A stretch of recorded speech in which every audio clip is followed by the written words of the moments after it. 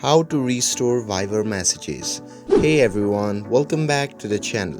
In today's video, I'm going to show you how to restore your Viber messages. So now without further ado, let's get started. So first thing first, open the Viber app on your phone and also make sure that you are logged into your account. And once you are inside the app, simply tap on the three dot icon shown in the bottom right corner of the screen.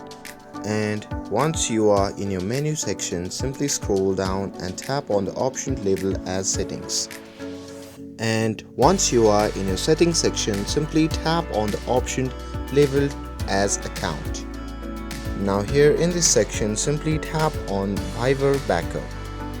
Now here under the Viber backup, right of now I haven't enabled backup options in my Viber account, but if you have enabled your backup options, you can always restore your message by tapping on the restore button, which can be seen in the bottom left side of the screen.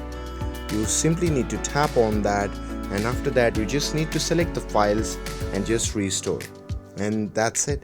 That's how you can restore Viber messages. With this, if you found this video helpful, then don't forget to like, share and subscribe to get updated for more videos. Thanks for watching, and I'll see you in the next video.